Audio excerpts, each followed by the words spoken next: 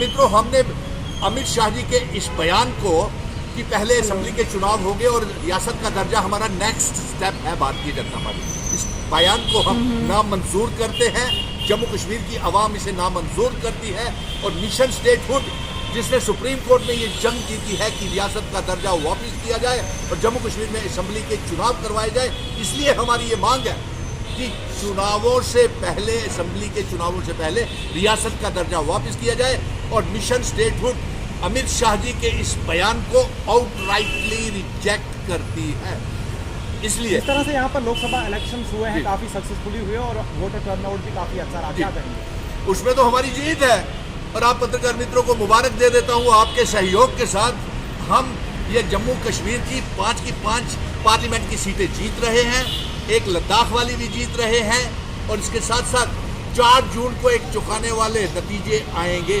आप देखेंगे कि केंद्र में भी भारतीय जनता पार्टी की सरकार नहीं बनेगी और साथ में आप ये भी देखेंगे कि 4 जून को एक नया प्रधानमंत्री देश के प्रधानमंत्री बनेंगे। तो आपको क्या लगता है कि इंडिया इस बार जो है इंडिया ब्लॉक अपनी सरकार बनाएगा? जी बिल्कुल, इंडिया ब्लॉक हमने जम्मू कश्मीर में तो हमारा इंडिया अलायंस काफ़ी कामयाब रहा, 5 सीटें ये और एक लद्दाख वाली भी जीत रहे हैं। और अब पत्रकार मित्र मुझसे ये पूछ रहे थे कि क्या ये असेंबली के चुनावों में भी ये इत्तेहाद इल्हाक कामयाब रहेगा, तो मैं आपको ये बता दूं कि 4 जून के बाद हम सभी parties, mission statehood, national conference, Congress, Kashmir के संगठन, जम्मू के संगठन और इंडिया ब्लॉक के जितने भी वो पार्टीज हैं वो बैठेंगे और आगे की रणनीति बनाएंगे कि जिस तरीके से भारतीय जनता पार्टी ने जम्मू कश्मीर को बर्बाद किया है, इसे किस तरीके से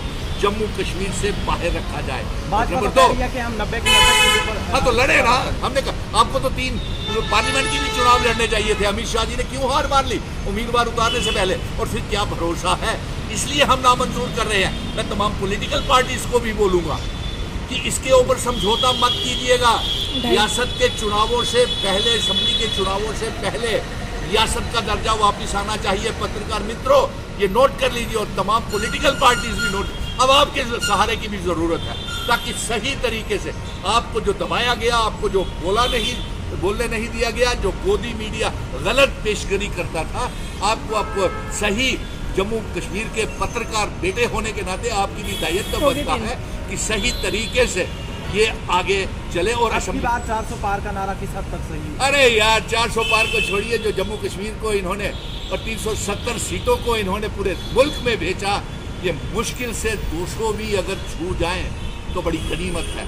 और प्रधानमंत्री 4 जून को एक नया बनने जा रहा है और साथ में 4 जून को एक नॉन बीजेपी सरकार बनने जा रही है। तो कह रही है 30वीं बार भी वज़ीर आज़म नरेंद्र मोदी ही बनेंगे। चले देख लेने दीजिए, वो तो जम्मू कश्मीर से ही अंदाजा हो जाएगा कि 3 सीटें जीतने से पहले ही उन्होंने हार ली, कबूल कर ली। और अब सबसे बड़ी बात तो ये है कि बेनकाब हमारा इंडिया ब्लॉक जो है असेंबली की तमाम सीटों के ऊपर सरकार बनाने जा रहा है। और जो मिशन स्टेटहुड का मिशन था कि जो हमारी रियासत वापस मिली जाए, वो जंग सुप्रीम कोर्ट से हम जीत के आए हैं और ये एहसान नहीं करेंगे रियासत में चुनाव और असेंबली के चुनाव करवाने से, ये कोई एहसान नहीं है।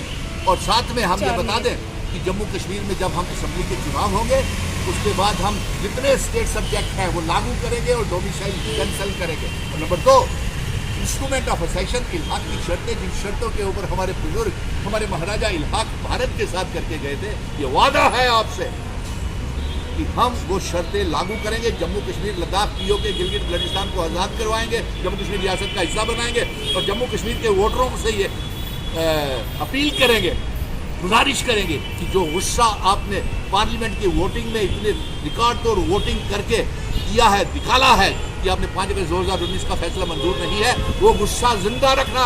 अभी असेंबली के चुनावों में वो गुस्सा नौजवानों का, बेरोजगार पढ़े लिखे नौजवानों का, लोगों का, गरीबों का, वो आगे काम आएगा। और असेंबली के चुनावों में आप बटन दबा करके हमारी सरकार, इंडिया ब्लॉक की सरकार बनने जा रही है।